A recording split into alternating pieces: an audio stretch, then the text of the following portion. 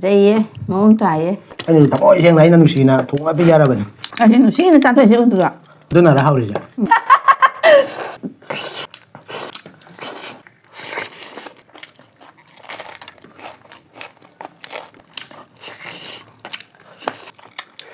Hãy bấm cái channel bữa yang video isin lau isin khoai mem kibik pu mani mukbang ki mai ki dagi taram nok chari se ngamoi fry tawra thamja ba khamen ga thong aduga sigana kandla nga leire chicken gravy leire sina mimi singju leire kona ba hangam pere leire kobi leire yen thongba leire Fazei mong tare.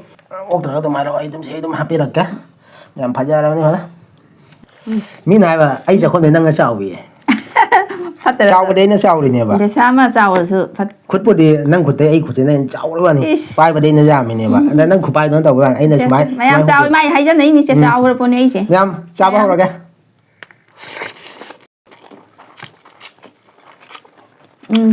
Sao á?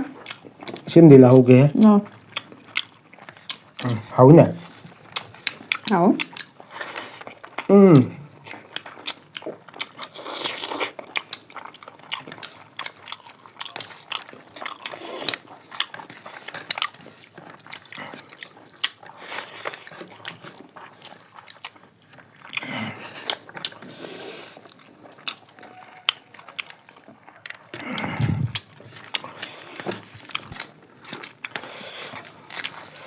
Xì ra là cái nào đó là cái bột đã tập ta dành cho luôn kìa. Năng lên là một quá. Cái ăn một ngày nữa. Chắc thì sao mình này tập tao rồi mình này chỉ đi hai chuyện. Tập ta dành cho luôn kìa. Mua ban đó bữa ta làm nhám mua đấy.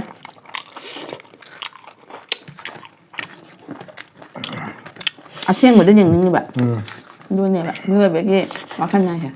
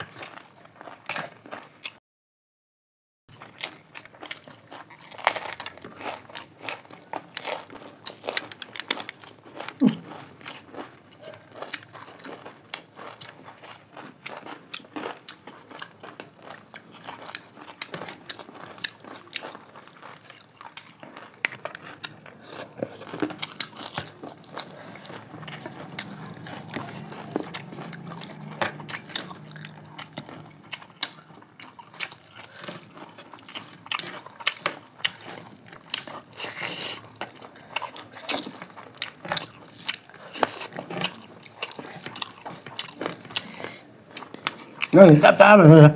Mua sắp tám rồi không? Sắp sắp. Mình biết rồi.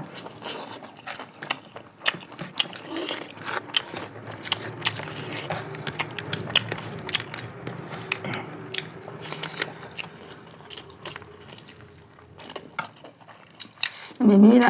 Mua một đầu để mình thuê.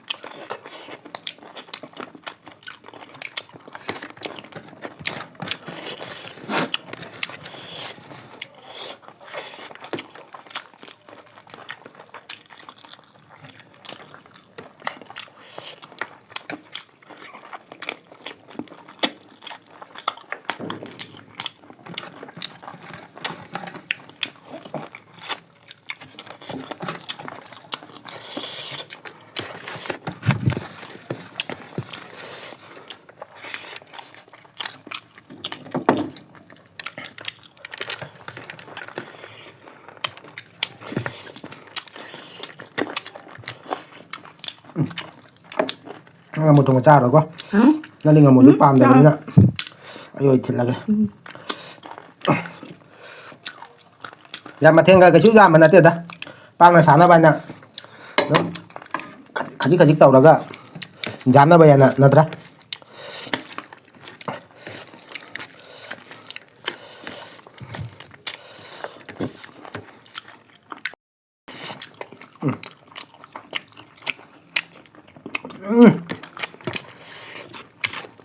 ngamoy at ito yung mahal sa dia. Ano siya ra?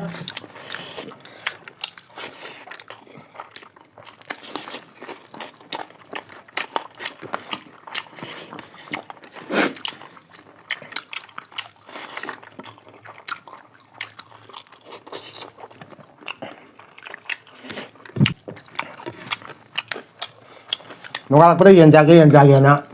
Kayo tumbo ko tre. Tanya di mang di jen jangan mẹ. Ini tayo kita thua cái này. Kapag subah laga, ito lay na pija ban. Để sắp có sự tani người ta được. Thì yên cha chỉ có đến cha thì ai người ta tani nào.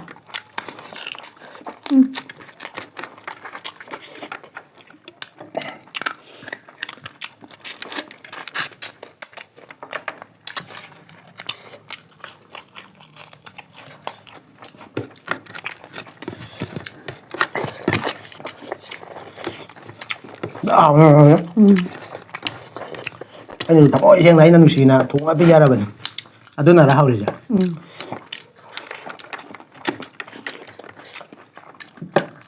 Aje nu sina ta to je undura ngai mau na jam pidi ra ban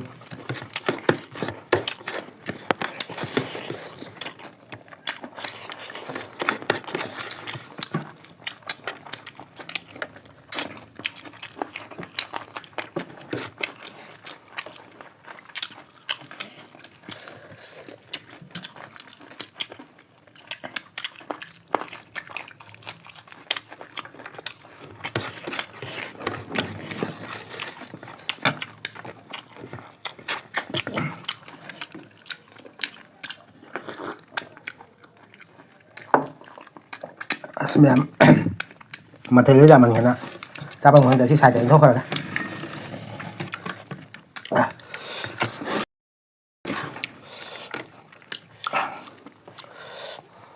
ini ngã thùng ra rồi đó cha mà ngắt thùng một cái cầu nó đây ngã thì hẳn ra thôi nó phải ngắt thùng sao có cái cầu tôi mình nên sụp mà không đi gì ghê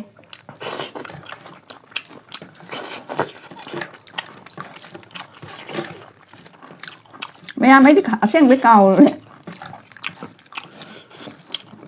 yên cha bố hơn nào vậy nó mấy chuyện cái gì nó mấy đôi hạt bạc là hạt bạc đâu tay hạt bạc nữa quoi yang aja maru pun kan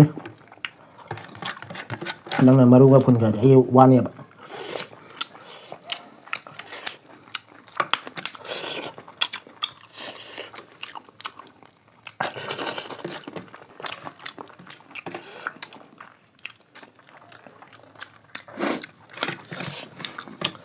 maru je sai di pun de cuma maru sai di pan de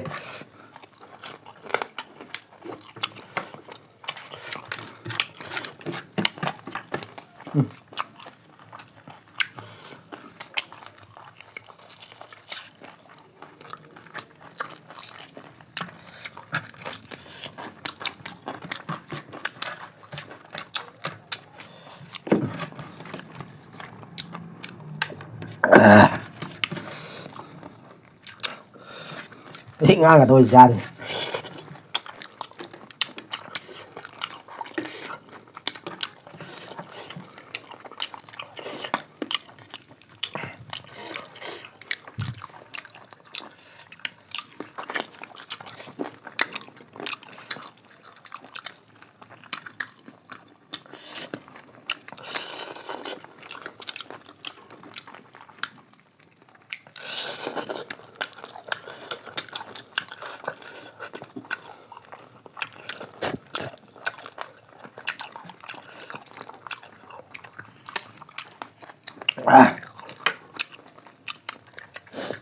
你可闹比土豆炸不去修，蛮好我们。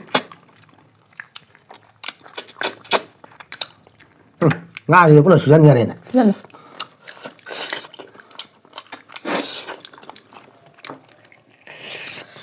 Ủa em biết sao nhá.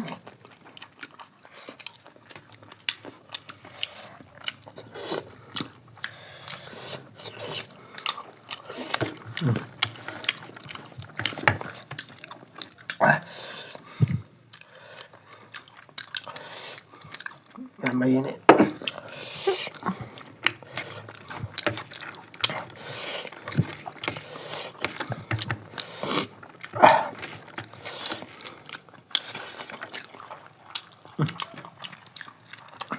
Cô Mỹ làm vậy.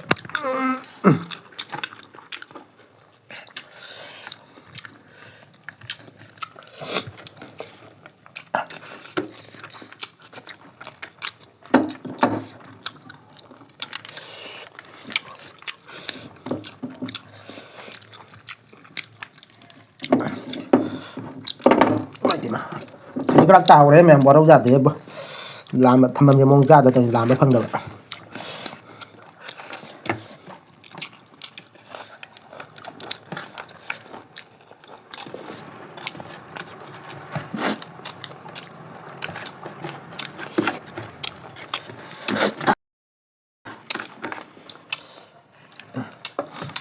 Thấy chưa mày được?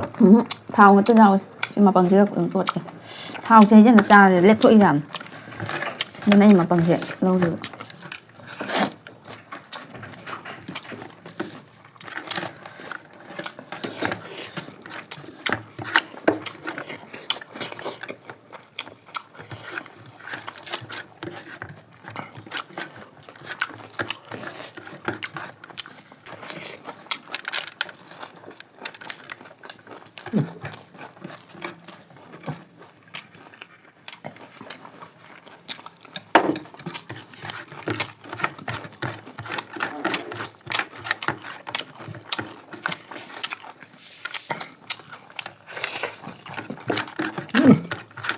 Ồ.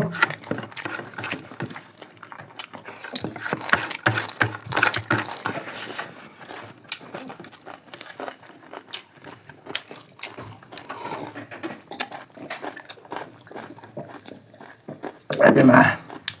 Thôi mà. Đã ra đây. Ngon thứ lời làm như này. Có sao như đâu chứ?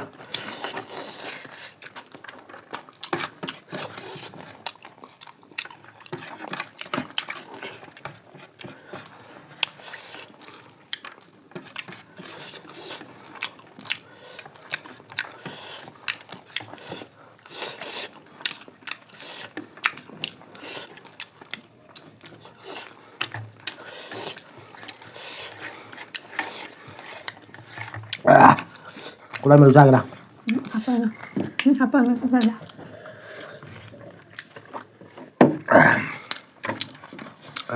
Ayan masarap ka. Kung sinali po jamin na siya. Dara na. Phút chắc rồi ra. Huwag talaga nung siba ka uya ito. Mà ra thì sao nữa?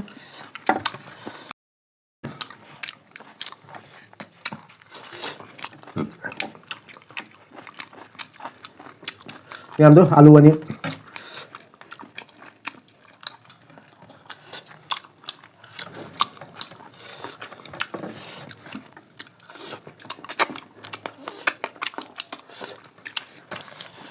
Sa này tại bằng gì?